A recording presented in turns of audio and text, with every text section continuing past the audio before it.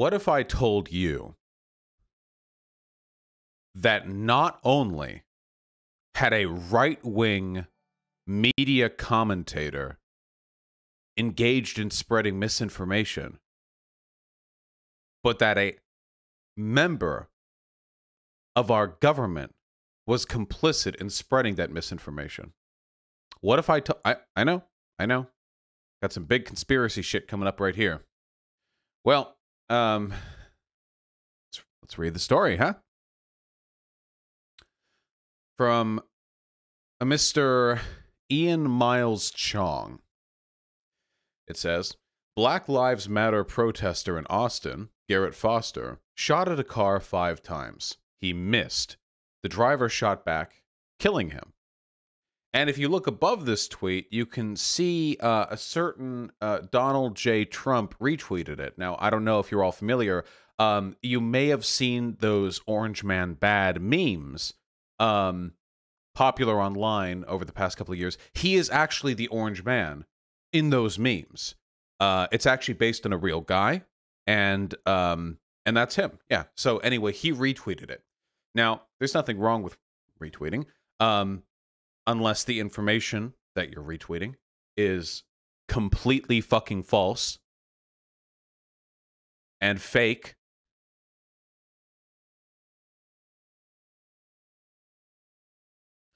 Before we continue, a slight departure in Ian Miles Chong.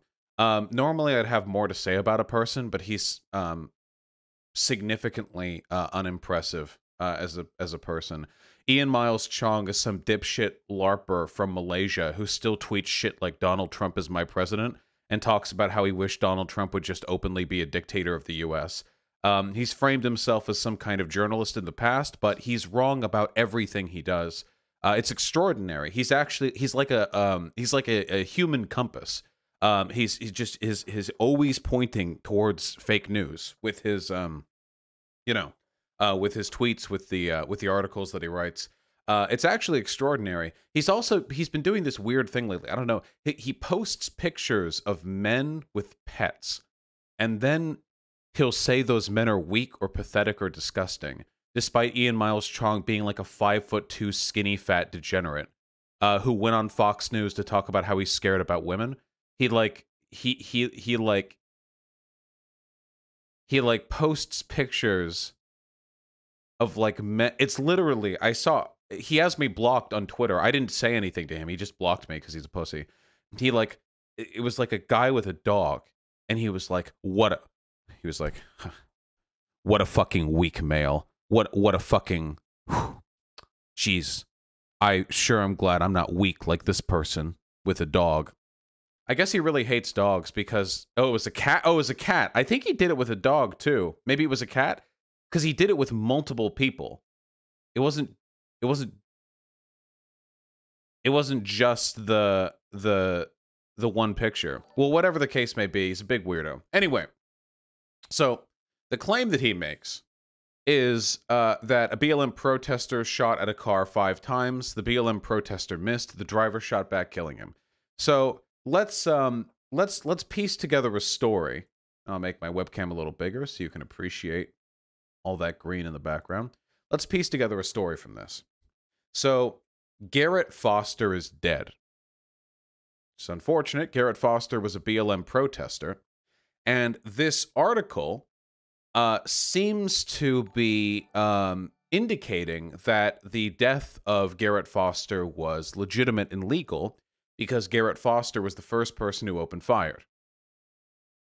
In which case, that would, if Garrett Foster had fired first, then that probably would give you, the legal right to fire back and to kill Garrett Foster. Unfortunate that Garrett Foster apparently missed 5 times.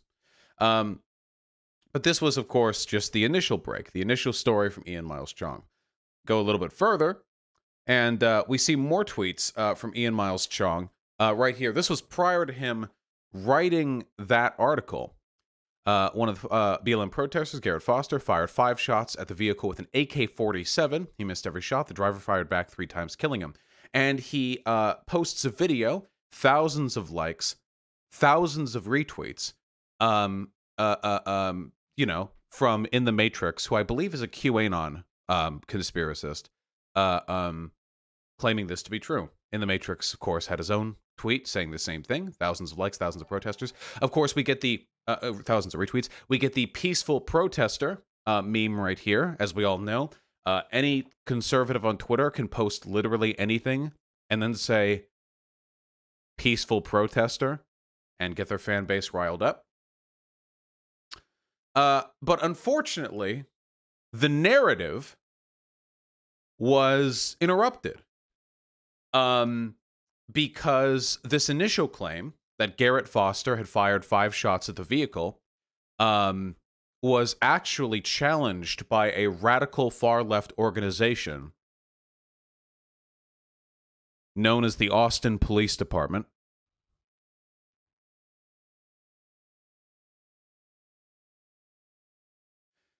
The Austin Police Department story, so I know Antifa cops, I know they've gotten in deep. No, as it turns out, Garrett Foster didn't fire shit. Here, through Wayback Machine, we have the story before and after it was edited. Donald Trump retweeted it before it was edited.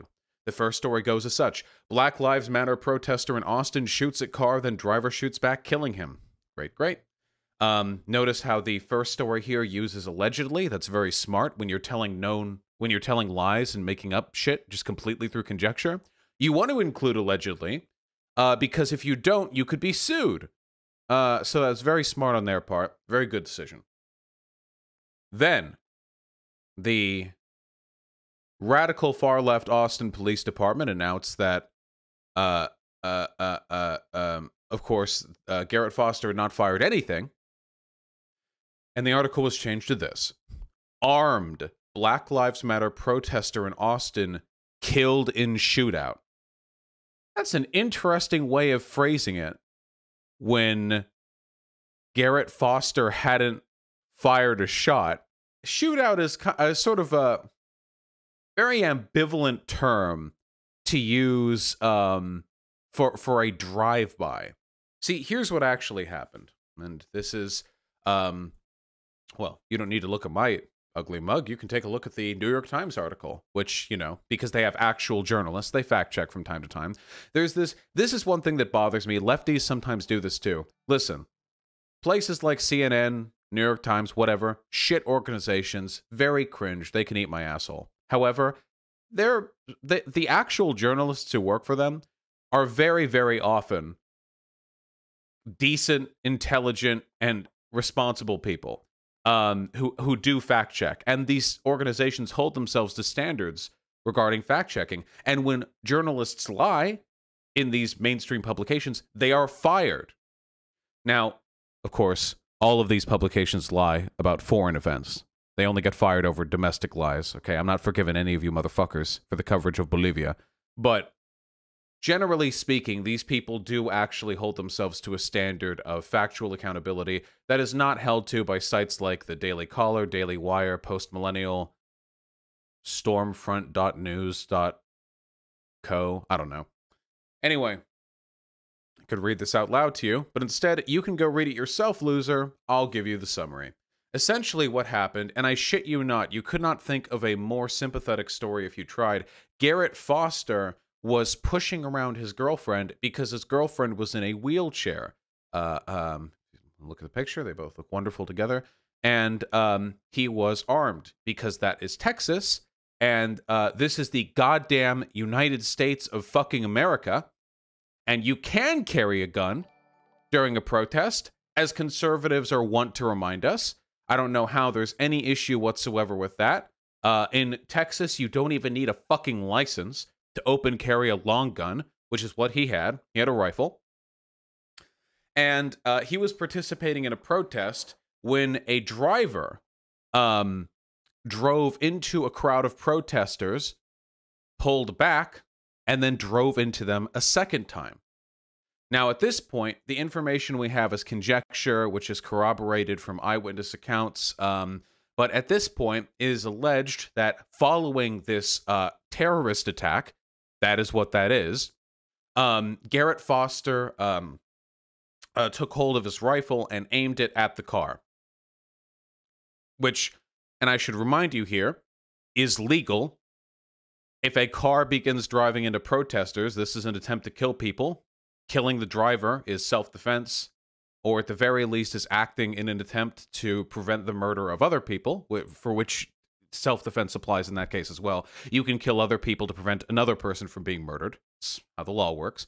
And after drawing his rifle, the driver, the terrorist, the far-right terrorist, I should say, pulled out a handgun, fired 3 times, and killed Garrett Foster. It was after that point, after the 3 shots were fired, which killed Garrett Foster, that another Black Lives Matter protester fired 2 shots into the car, both of which did miss. Neither of those shots were fired by Garrett Foster, and both of those shots were legal. Again, this is the United States of America. You can do that if you want. It's your right, as a matter of fact. Of course, in any other circumstance, this would be treated as a good guy with a gun story. If it weren't for the fact that these were BLM protesters, can you imagine if this happened to a conservative rally? Like one of these, like, I don't want to wear a mask rallies, or, God, even like a Tea Party rally back in 2015 or whatever. They would be heroes, you know? Oh, good, they fired at the car, thank God. The moment you start driving into a crowd of protesters, your life is forfeiting. Everyone would be circle jerking over how great it is that we live in America and we can use guns, and all those things are true. But it's the double standard that bothers me. Squad W, double standard. Now, obviously, this is deeply tragic. As I understand it, the driver, the terrorist, is currently in police custody and is acquiescing to police demands, which means that they will, you know, go through the legal system as is typical. I noticed this pattern. He was released. Is that true? It's possible he may be rearrested in the future, because there might not be enough evidence to bear. I don't have any evidence that he was released. Hold on. Wait, we can take a look. Dallas shooter. Dallas shooter released. Alleged shooter released from custody. Austin police identified the armed protester shot and killed Saturday night as 28-year-old Garrett Foster. Chief Brian Manley says Foster was with demonstrators marching through downtown Austin while also carrying an AK-47 style rifle. He says a vehicle turned onto the block where protesters were marching. And entirely possible that they may be rearrested in the future, but at the moment, yes, it seems that they have been released. We'll see how that develops.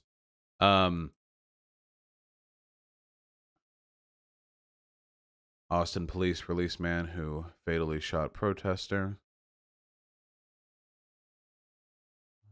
Yes, released pending further investigation. An interesting decision. I wonder if the same charitability would have been given to any Black Lives Matter protester who was involved in murdering another person. Something tells me that the police would not have been as sympathetic to somebody on our side who had been confirmed to have murdered somebody else, but we'll see how that goes.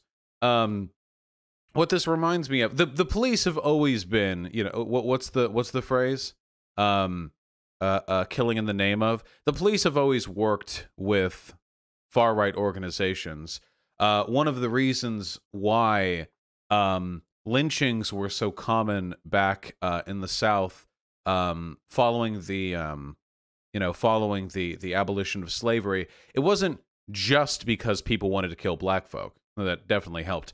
It was in large part because the police would either turn their eyes away from these incidents or would actually participate in the lynchings.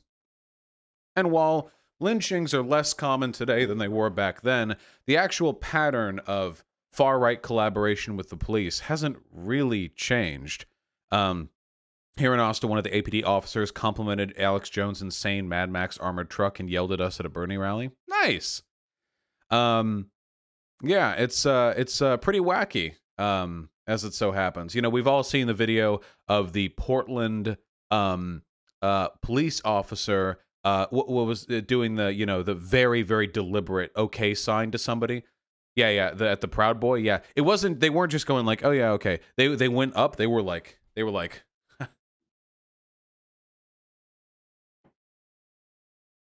It was the most like overt, deliberate. It's just a joke, guys. It's just a joke. It's just a joke. It's just a meme. It's just a meme. There's no association whatsoever between signals and political movements. And then there was that clip, of course, of the Portland a police officer warning Proud Boys that police would begin clearing the streets soon. It was like, hey, my dudes, listen, we're going to have to clear everyone out soon. Just want to make sure we don't hurt any of you guys, okay?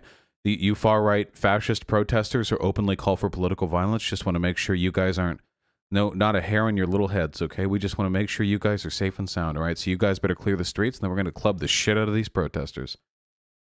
The Portland police are completely like down to the fucking bone rotten. Now, anyway, this is a pattern that crops up every single time one of our own dies. You notice this? This doesn't happen when conservatives die on account of far left attacks or terrorist or terrorist attacks. Oh yeah, we should say the Austin Police Union president actually justified the shooting. Look at that. That's incredible from a police union boss. That is amazing. This is the guy who lost his life last night. He was looking for confrontation and he found it. Remember, guys, according to the police, by protesting, if you get shot by a terrorist, you have found the confrontation that you were looking for. Whew. Real good right there. It literally would not matter what he was saying right here. It literally would not matter.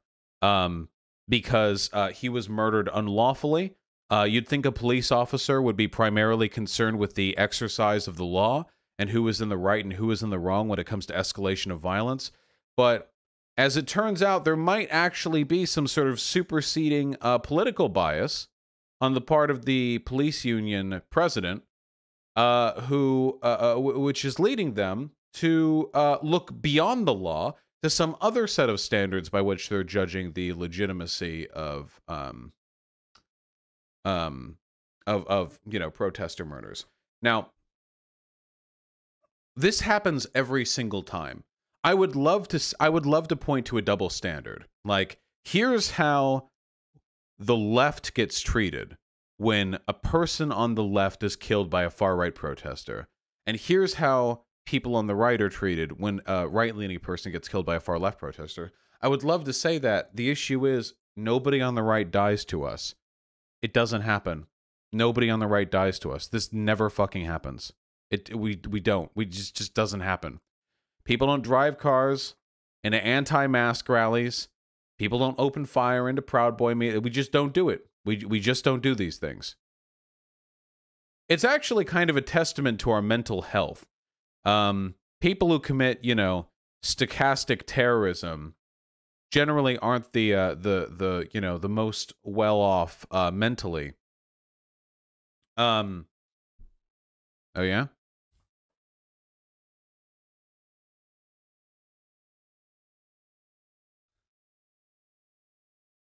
Wait. God damn it. You're all getting let off the hook this time. But every single time somebody on the left, dies like this, we have to dig through a fucking avalanche of misinformation to get out through the other side. Do you remember Heather Heyer? You remember Heather Heyer, correct?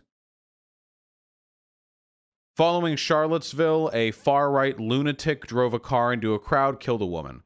And then instantly, with no proof whatsoever, absolutely no proof, nothing, no autopsy result, nothing, all the people on the far right start talking about how Heather Heyer just coincidentally died of a heart attack, even though the autopsy report said that she died via vehicular collision. and there was no evidence whatsoever of her dying from a heart attack. They just completely made it up, and then they made fun of her.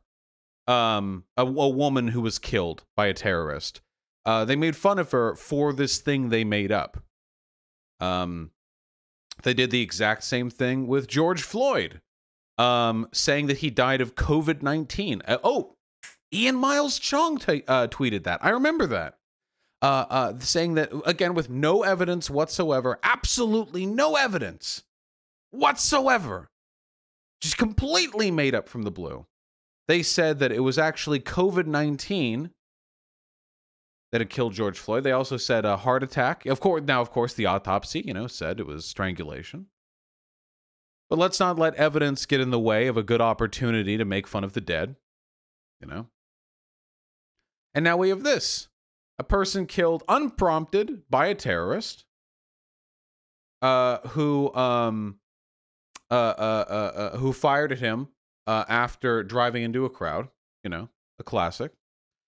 And now they're talking that, and then they immediately, not only do they lie and say that he fired first, but they also get a retweet from the President of the United States of America. Pretty impressive, huh? That's how it works. Ian Miles Chong wants you dead, by the way. Here, look, it's a very big gun. Too bad they don't deploy these in Portland. These people, it's, they say that Twitter is biased towards the far left. But these people will literally just like openly talk about how they can only come at this point masturbating while fantasizing about like just like oceans of blood pouring through the streets following some sort of artillery strike on BLM protesters. It's pretty impressive. If the far left controlled Twitter, we would. Listen, if the far left controlled Twitter, I'm pretty sure we would at least have people follow the TOS. As a basic standard. Maybe if we controlled Twitter, we would do the thing that our website rules tell us we should be able to do. Possibly. Maybe. Anyway, they want you dead, and if you do die, they will lie about you. If any of you die under any circumstances, it doesn't matter how you die. One of you, the most sickly, let's find the most sympathetic one of you. It could be a woman, tiny, 5 feet tall, with a cane. You walk with a cane. I don't know. You've got a bad limp or something. And you could be completely unprompted, separated from beautiful too. You have to be, because if you're an ugly woman, you're subhuman to these people anyway. Ian Miles Chong, very scrupulous when it comes to appearances, as it seems. And you get separated from the protest, and you get clubbed to death. And then your still warm corpse is unloaded into with 300 rounds of ammunition as target practice by a group of hollering Proud Boys who then strip your corpse and pin you to a wall. They would be first of all, everyone on Twitter who is far right, by which I mean everyone on Twitter who is right leaning, would immediately go to work in their private Discord groups, wondering what conceivable medical condition they could attribute this to. And after they have discovered a medical condition that sounds conceivably plausible, they will talk with people like Ian Miles Chong, who will write articles which will say things like, well, during a confrontation, a sickly BLM protester died in the vicinity of the protest, and here's a video clip they posted to their Twitter account 3 hours before their death where they called right-wingers scum. And then the comment section would fill up with people saying, "Oh wow, look at you fucking get, you dirty slut, you piece of shit, you stupid motherfucker. I hope they rape you before they kill. Actually, nobody killed you. You died of your own, right? Wink." And then the president will retweet the article. That's basically how it works. I want to dispel any fiction that these people have any sympathy or any feelings whatsoever of humanity to you. Democracy is incompatible with the existence of these people. They're not people who are maladjusted or misinformed or a little bit confused. These people have bought into a form of political sociopathy, and they do not think you are human beings. They genuinely do not, which is deeply troubling because even after Donald Trump is out of office, whether that comes in 2021 or 2025, we're going to have to contend with the fact that a significant portion of this country does not live in reality. They do not live in reality. They do not share the very same basic empirical perceptions of the world that we do. And with every passing day, I grow more and more strained on my existing positions on free media, because the idea of there being some sort of government mandate to crack down on journalistic organizations that do nothing but lie sounds, in spite of all the harm it could conceivably do, sounds so goddamn tempting. Because I don't think it's possible any left-leaning organization could ever lie even a fraction as much as what the current fake news horseshit cycle does over on the right. Of course, there's no way any such law could be implemented without it coming back to bite us eventually, but yeah. It's, we don't need to lie, they do. Such is life. And they know they're lying. Keep that in mind. They're not, like, just delusional. They are delusional, but they're not just delusional. They're delusional and they're liars. Yes, of course. It's not about who's lying, it's about who the government believes is lying. That is true.